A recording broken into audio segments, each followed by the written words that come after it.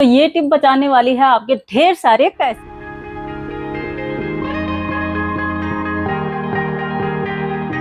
Oh yeah, oh yeah, oh yeah, oh yeah, oh yeah, oh yeah, oh yeah, oh yeah. Hey there, what you drinking? Social media हम सबकी life का एक बहुत ज़रूरी हिस्सा बन चुका है और उस पर ढेर सारी चीज़ें आपको देखने के लिए मिलेंगी। ये हमारे ऊपर डिपेंड करता है कि हम क्या कंज्यूम करना चाहते हैं। तो आज के वीडियो में मैं आप सबके साथ में शेयर करने वाली हूँ कुछ ऐसी टिप्स एंड ट्रिक्स जो कि सच में काम करती हैं और इन टिप्स को फॉलो करके आप अपना कुछ पैसा तो बचा ही सकते हैं, थोड़ा सा समय भी बचा सकते हैं। तो आज बदल रही हूँ अपने कुशन कवर। ये कुछ कुशन कवर मैंने लास्ट वीडियो में आप सबके साथ में शेयर किए थे, मैंने ऑनलाइन परचेज किए थे, तो उन्हीं को चेंज कर रही थी, थोड़ा सा लुक चेंज हो जाएगा। और हाँ, ये येलो वाला कुशन कवर जो देख रहे हैं ना, ये मैंने खुद ही बनाए थे, आप सबके साथ में DIY वीडियो भी शेयर किया था। अगर आपने नहीं चेक किया तो मेरे स्टिचिंग वाले प्लेलिस्ट चेक करेंगे, आपको बहुत सारे सिलाई के वीडियो मिलेंगे। पहले तो मैं खुद ही बनाती थी अपने हाथ से और घर को सजाती थी, लेकिन अभी देखिए धीरे धीरे करके जैसे जैसे मार्केट में भी कई चीज़ें अच्छी लग जाती हैं, तो मैं क्या करती हूँ, अब ले लेती हूँ, अपने मन को बहुत ज़्यादा नहीं मारती। और देखिए चेंज करने के बाद में घर कितना सुंदर लग रहा है।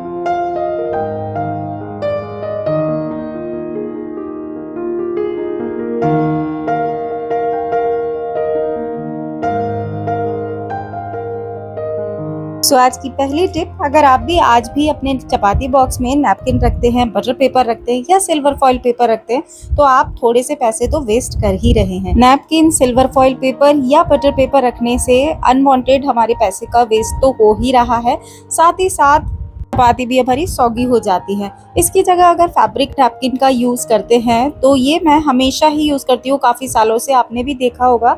इसको मैं 4 फोल्ड करके रखती हूँ। इससे क्या होता है, चपाती बिल्कुल भी सौगी नहीं होती है। तो लंच की चपाती है और अभी भी बिल्कुल सॉफ्ट है और बिल्कुल भी सौगी नहीं हुई है। इससे देखिए छोटे से पैसे बचते हैं, लेकिन छोटी छोटी बचत ही एक बड़ी बचत बनती है। हमें से ज़्यादातर लोगों को कभी ना कभी स्किन की एलर्जी वगैरह तो ज़रूर हुई होगी, जिस पर हम ध्यान तो नहीं देते, लेकिन हाँ, हम मेडिसिन वगैरह लेकर के ठीक हो जाते हैं। इसका एक मुख्य कारण हो सकते हैं हमारे मैट्रेस, क्योंकि मैट्रेस एक ऐसी चीज़ है जिसके ऊपर हम बहुत ज़्यादा टाइम बिताते हैं, रात को लंबी नींद लेते हैं, और अगर इसके अंदर बैक्टीरिया, डस्ट, डर्ट वगैरह होगी तो सबसे ज़्यादा एलर्जी और बीमारियों के चांसेस हैं। कई बार तो सांस की बीमारी भी हो जाती है अगर आप गंदे मैट्रेस या गंदी चीज़ों पर सोते हैं। ये चीज़ मुझे अभी कुछ साल पहले ही ज़्यादा ध्यान में आई और मैं इसके प्रति ज़्यादा अवेयर हुई हूँ, इसीलिए मैं अपने मैट्रेस का बहुत ज़्यादा ध्यान रखती हूँ। इसको वीकली बेसिस पर मैं अब वैक्यूम करती हूँ और इसके अंदर से बहुत ज़्यादा डस्ट रहती है। इससे छोटी सी चीज़ है, लेकिन हम अक्सर इग्नोर कर देते हैं। ये देखिए मेरे मैट्रेस के अंदर से, आज मैंने मैट्रेस के कवर चेंज किए थे, तो उसके बाद में ये देखिए इतनी ज़्यादा डस्ट निकली है, जो कि हमारी हेल्थ के लिए कितनी नुकसानदायक है। सिर्फ अगर हम अपने मैट्रेस को साफ कर लेते हैं तो स्किन एलर्जी से होने वाले खर्चे से तो बचेंगे ही। एक पॉजिटिव एनवायरनमेंट में जब हम रहते हैं तो घर के अंदर वैसे ही माहौल खुशनुमा लगता है ना। हम अक्सर ऑनलाइन या ऑफलाइन आर्टिफिशियल फ्लावर्स और आर्टिफिशियल प्लांट्स परचेज करते हैं अपने घर को सजाने के लिए, लेकिन कई बार घर पर आने के बाद में ना, जब हम उनको अपने फ्लावर पॉट में लगाते हैं तो वो मज़ा नहीं आता, मतलब जो लुक आना चाहिए वो आता नहीं है। तो हम क्या सोचते हैं कि यार, या तो हमने फ्लावर्स गलत ले लिए या फिर फ्लावर पॉट हमने गलत ले लिया है, तो उसके लिए या तो हम फ्लावर पॉट चेंज करें या फिर फ्लावर्स को चेंज करें। अगर हम इस तरीके से फोल्ड करके इसको लगाते हैं तो अंदर तो लग जाएगा, देखिए इस तरीके से लग तो जाएगा, लेकिन जब हम इसको वॉश करने के लिए निकालेंगे ना, फिर बहुत दिक्कत होती है। तो उससे बचने के लिए आपको ना तो कुछ भी चेंज करने की जरूरत नहीं है, एक प्लायर लेना है, इसके बीच में ना एक कटर होता है, उस कटर के बीच में अपने फ्लावर की स्टेम को रखना है और इसको प्रेस करके कट कर देना है। बहुत ही इजीली कट हो जाता है। सारी स्टेम को इस तरीके से कट कर लेंगे, फ्लावर्स को खोल लेंगे और उसके बाद में एक एक करके स्टेम को हम इजीली इसके अंदर लगा सकते हैं। तो फ्लावर पॉट के हिसाब से अपने आर्टिफिशियल फ्लावर की जो स्टेम है उसको हम लेंथ को एडजस्ट कर सकते हैं।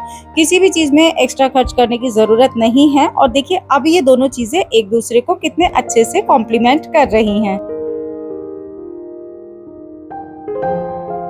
आपने एक चीज़ नोटिस की, पिछले कुछ सालों में बाहर का खाना और बाहर से खाना ऑर्डर करने का ट्रेंड काफी तेजी से आगे बढ़ा है, जिससे हमारी हेल्थ पर असर तो पड़ ही रहा है, साथ ही साथ हमारी पॉकेट के ऊपर भी अच्छा खासा वजन पड़ जाता है। इसकी जगह अगर हम घर पर 10-15 मिनट में बनने वाली कुछ रेसिपी की प्रिपरेशन करके रखते हैं, या हमेशा उनकी ऐसी रेसिपी तैयार रखते हैं जो कि बच्चों की भूख लगने पर या खुद को भूख लगने पर हम फटाफट से तैयार कर दें, तो उसके अंदर एक तो हम कुछ हेल्दी एलिमेंट भी ऐड कर सकते हैं, क्योंकि घर की बनाई हुई चीज बाहर से तो बहुत ही अच्छी होती है और सस्ती पड़ती है। तो ये चीज हमेशा ध्यान में रखें, पैसे की बचत के लिए ये बहुत जरूरी है, और उससे भी ज्यादा अपने स्वास्थ्य के लिए बहुत जरूरी है। सो ये टिप बचाने वाली है आपके ढेर सारे पैसे। कैसे, बताती हूँ। एक कर्टन को आयरन करवाने में अगर आप बाहर से करवाते हैं लगभग 50 रुपीज या 100 रुपीज कुछ तो लगेंगे, है ना। अगर मैं कहूँ कि ये पैसे आप बचाने वाले हैं किस तरीके से, ये देखिए, ये मेरे कर्टन है, मैंने इसको चेंज किया था लगभग 6 महीने या साल भर पहले, मुझे ठीक से याद नहीं है, लेकिन अभी मैंने इनको निकाला है, इनके अंदर बिल्कुल अच्छे से क्रीज बनी हुई है। इसका रीजन ये है, और जबकि ये मेरे डबल लेयर वाले कर्टन हैं, इसके और इसकी जो लाइनिंग है ना वो स्टिच नहीं है, साथ में अलग अलग है, क्योंकि इसको हम अलग अलग तरीके से स्टाइल भी कर सकते हैं। इस करके मैंने ये परचेज किए थे। ऐसे इस तरीके से हम करेंगे तो ये शेयर कर्टन की तरह भी काम करेगा, और आप डेकोरेटिव पर्पस से भी इसको यूज कर सकते हैं। लेकिन मैं इस तरीके से इसको लगाती हूँ। इसकी क्रीज आप देख सकते हैं बिल्कुल ऐसे ही बनी हुई है। कर्टन को आयरन के खर्चे से बचाने के लिए जब भी हमें कर्टन को फोल्ड करना है, इसका एक तरीका अपनाना है। जिस तरीके से हम कर्टन को ना इस तरीके से अपने कर्टन रॉड में हैंग करते हैं, इस तरीके से हमें लेना है जैसे कि हम साड़ी की प्लीट्स लगाते हैं। एक एक प्लीट को बिल्कुल अच्छे से प्रॉपर तरीके से थोड़ा सा टाइम दे करके लगाना है, बिल्कुल भी इसके अंदर खराबी ना रहे। आप चाहें तो बीच बीच में पिन भी लगा सकते हैं, और पिन लगाने के बाद में अपने कर्टन को इस तरीके से छोटे से फोल्ड करके आप रखिए। और जब सारे कर्टन, जितने भी कर्टन है ना, उनको इस तरीके से फोल्ड कर लेंगे तो एक बैग में आप स्टोर करके रखिएगा। और जब भी इनको दोबारा से यूज करना होता है, लगभग 6-7 महीने के बाद ही यूज करना होगा, तो जब आप निकालेंगे ना, सेम इसी तरीके की बिल्कुल अच्छी सी क्रीज बनेगी, और आपको आयरन कराने की बिल्कुल भी जरूरत नहीं पड़ेगी। मैं साल में एक बार कराती हूँ दिवाली के टाइम पर, और दूसरी बार जब चेंज करती हूँ तो इस तरीके से रखती हूँ। तो इनमें ना हमेशा आयरन जैसी लुक बनी रहती है। सबके घरों में 1-2 बेडशीट तो ऐसी जरूर होती हैं जिनको यूज करते करते मन भर जाता है। कुछ के प्रिंट पुराने हो जाते हैं, या फिर कुछ धुलते धुलते श्रिंक होने लगती हैं। तो कहने का मतलब है अनयूज्ड हो जाती हैं, लेकिन उनको हम डिस्कार्ड भी नहीं करना चाहते। तो इसी तरह की बेडशीट को आप फेंकने की जगह कई तरह यूज कर सकते हैं। मैट्रेस को प्रोटेक्ट करने के लिए हम मैट्रेस कवर मंगाते हैं, उसके लिए हम पैसे तो खर्च करते ही हैं। पहला तरीका तो ये है, अपनी पुरानी बेडशीट से आप इस तरीके से मैट्रेस कवर बना सकते हैं। मैंने क्या किया था, ये 2 बेडशीट हैं और दोनों एक ही कलर की लगाई है मैंने, यानी कि व्हाइट का ही बेस लिया है और व्हाइट ही मेरा बैक साइड में है। अभी जब मैं फ्लिप करती हूँ अपने मैट्रेस को तो उससे मेरा प्रिंट भी दूसरा हो जाता है। तो इस तरीके से आप मैट्रेस कवर बना सकते हैं। दूसरा तरीका है, अगर आपके घर में 2 या 3 बेडशीट पुरानी हैं तो उनको इस तरीके से जोड़ करके आपस में आप एक बड़ा सा कवर बना सकते हैं। इस तरीके का ये दोहर की तरह भी आप यूज कर सकते हैं। अगर आपकी बेडशीट बहुत अच्छी है, यानी कि बहुत ज्यादा फेड नहीं हुआ है उसका प्रिंट, तो आप दोहर की तरह यूज कर सकते हैं। या फिर आप इसको, जैसे घर में पूजा पाठ कीर्तन वगैरह होता है, कोई भी फंक्शन होता है, तो जैसे हम जमीन के ऊपर बिछाने के लिए हमें दरिया चाहिए होती है, तो इसका यूज कर सकते हैं। बहुत सारी चाहिए होती है तो इस तरीके से आप एक एक करके बना करके रख सकते हैं। मैंने एक ये खुद ही बनाई थी, आप देख सकते हो। इसमें ना इस तरीके से बनाया था। 3 बेडशीट का मैंने इसमें यूज किया था। एक बेडशीट ये वाली थी, एक ये थी, दोनों सिमिलर कलर की जो थी उनको मैंने एक साथ लिया था, और जो बची हुई पट्टी थी उसका मैंने यहाँ पर किनारा मोड़ दिया था। दूसरे साइड में मैंने ये लगाया है। तो हम दरी की तरह यूज कर सकते हैं, दोहर की तरह यूज कर सकते हैं, या फिर इस बेडशीट को या दोहर को आप अपने मैट्रेस प्रोटेक्टर की तरह भी यूज कर सकते हैं। इससे पानी वगैरह गिरने पर आपके मैट्रेस खराब नहीं होंगे। और इसके साथ साथ आप अगर कोई भी बेडशीट इसके ऊपर स्प्रेड करते हैं तो ये बिल्कुल भी श्रिंक नहीं होगी, यानी कि खराब नहीं होगी। बार बार सिकुड़ जाती है ना, वो नहीं आप होगी। अपने मैट्रेस कवर, दरी और दोहर खरीदने से भी बच सकते हैं। थोड़े बहुत पैसे तो बचेंगे ही, चीजों का रीयूज भी हो जाएगा, और हमारी पुरानी चीज जो है वो फेंकने से बच जाएंगी। लेदर के सोफे और चेयर अगर आपके घर में है तो उनको क्लीन करने की ये बिल्कुल फ्री की टिप बता रही हूँ। कोई भी सॉल्यूशन परचेज करने की ज़रूरत नहीं है। और पहले मैं भी परचेज करती थी और मैंने बहुत सारे पैसे ऐसे वेस्ट किए, लेकिन उसके बाद में मैंने एक ये ट्रिप अपनाई। एक पुराना स्पॉन्ज लिया और उसके ऊपर ना नॉर्मल जो लिक्विड हमारा डिटर्जेंट होता है ना, उसको इसके ऊपर डाला, हल्का सा पानी डाला और डायरेक्ट मैंने इसको इस तरीके से क्लीन किया। और हल्के हाथ से इसको क्लीन करने के बाद में आप देख सकते हैं इतनी ज़्यादा काला मिट्टी, डस्ट, डर्ट सब कुछ इसके अंदर से निकला। और उसके बाद में मैंने गीले कपड़े से और सूखे कपड़े से साफ कर दिया। मेरी चेयर बिल्कुल नए जैसी हो गई है। तो आप इस तरीके से अपने सोफे के जो लेदर सोफे है ना, उनको भी क्लीन कर सकते हैं। अच्छा, अगर आपके घर में भी बहुत सारी घड़ियां हैं और अगर आप उनको इस तरीके से स्टोर करते हैं जैसे कि मैंने किया है, तो यकीन माने आपकी घड़ियां ना बहुत ज़्यादा लंबे टाइम तक ठीक नहीं रहने वाली हैं। या तो वो पुरानी लगने लगेंगी या फिर वो जल्दी ख़राब हो जाएंगी। अब इतने पैसों में हमने परचेस की है घड़ियां, उनको वेस्ट करने से अच्छा है एक वॉच ऑर्गेनाइजर ले लिया जाए। मैंने रिसेंटली परचेस किया है, मैं बहुत टाइम से देख रही थी। ये मैंने आपके साथ में लास्ट वीडियो में शेयर किया था, अगर आपने नहीं चेक किया तो ज़रूर से चेक कीजिएगा। इस तरीके से अगर आप अपनी वॉच को ऑर्गेनाइज करते हैं तो आपकी वॉच आसानी से समय पर मिल भी जाएंगी और ये बहुत जल्दी स्क्रैचेस वगैरह नहीं पड़ेंगे। जब भी हम फ्री टाइम में बैठे होते हैं ना, तब भी हमें कोई ना कोई काम याद ही आ जाता है।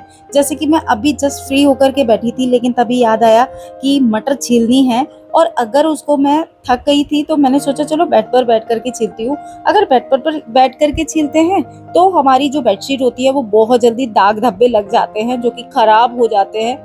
उससे बेडशीट ना दाग धब्बे जाते नहीं है तो फिर डिस्कार्ड ही करनी पड़ती है। तो मैं क्या करती हूँ, इस तरीके के छोटे छोटे से शीट बना करके मैंने रखी है। मेरे स्टिचिंग वाले वीडियो में आपको देखने के लिए मिलेगी, ढेर सारी DIY मैंने आप सबके साथ में शेयर किए हुए हैं। इस तरह की शीट बनाने में घर से पुरानी बेडशीट भी यूज हो जाती है और आपकी बेडशीट खराब होने से बच जाती है। देखिए, बेड पर बैठे बैठे काम करने से मेरा रेस्ट भी हो गया और मेरा काम भी हो गया। सो जब भी हमें कहीं बाहर जाना होता है, घर में बहुत सारा काम है या अचानक से गेस्ट आ जाए, तो साबुत दालों की एक रेसिपी बता रही हूँ। आप कोई भी दाल इस तरीके से बना सकते हैं, मिनटों में बन जाएगी। जो भी आपने दाल बनानी है साबुत वाली, उसको थोड़ी देर के लिए भिगो के रख दें और उसके बाद में आपने जो भी मसाले डालने, आप जो भी मसाले खाते हैं वो मसाले डाल दीजिए। मैंने यहाँ पर कश्मीरी लाल मिर्ची पाउडर, हल्दी पाउडर, धनिया पाउडर और गरम मसाला पाउडर, थोड़ा सा मैंने भुना ज़ीरा का पाउडर, काली मिर्च का पाउडर, बहुत सारे पाउडर डाले हैं। और उसके बाद में मैं इसमें डाल रही हूँ ऑलिव ऑयल।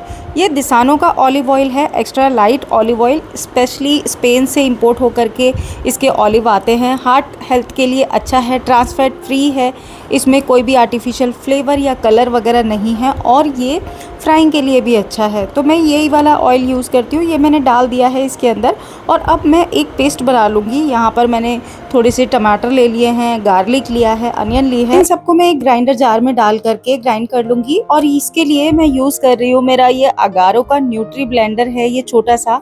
इसके अंदर ना बहुत सारा काम हो जाता है। मुझे कोई भी शेक बनाना हो, कोई भी मसाले पीसने हो या फिर इस तरीके से प्यूरी बनानी हो, सब कुछ बहुत ही मिनटों में हो जाता है। 400 वॉट की मोटर है इसके अंदर, कॉपर वाली। और इसके साथ में आए हैं ये 3 जार। किसी फ्रेंड ने पूछा था इसका लिंक, इसलिए मैं डिटेल दे रही हूँ। ये काफ़ी लंबे टाइम से मैं यूज़ कर रही हूँ, बहुत ही छोटी सी जगह में आ जाता है। इसके साथ में ना ये 2 ब्लेड मिलते हैं, एक ब्लेंडिंग के लिए और एक ग्राइंडिंग के लिए। और एक ये लिड है जिसको आप शेक वगैरह बनाते हैं तो इसी के अंदर रख सकते हैं। तो ये देखिए, मैंने इस तरीके से ये मसाला पीस लिया है और मसाले को पीस करके ये प्यूरी बना ली है। बेसिकली मसाले तो मैंने डाल दिए थे पाउडर वाले, और नमक भी डाल दिया है, ऑयल भी डाल दिया है। अब इसको ना मैं इस तरीके से करके ढक्कन लगा करके मैं विसिल लगा दूंगी 3 से 4, और 3 से 4 विसिल के बाद में मेरी ये दाल बन करके तैयार हो गई। हरा धनिया डालने के बाद में आपकी दाल सर्व करने के लिए तैयार है। वीडियो में दिखाए गए सभी प्रोडक्ट के लिंक या तो मैं टैग कर दूंगी या फिर डिस्क्रिप्शन बॉक्स में दे दूंगी, तो आप चेक कर लीजिएगा। ये था आज का वीडियो। उम्मीद करती हूँ आपने एंजॉय किया होगा। कोई भी टिप हेल्पफुल लगी तो इस वीडियो को लाइक जरूर कीजिएगा। चैनल पर नए हैं तो सब्सक्राइब जरूर कीजिएगा। इसी तरह के और भी वीडियो देखने के लिए मैं आपसे जल्दी मिलूंगी एक नई और इंटरेस्टिंग वीडियो में। Till then be happy, be active. अपना ख्याल रखिए और मस्त रहिए। Bye bye.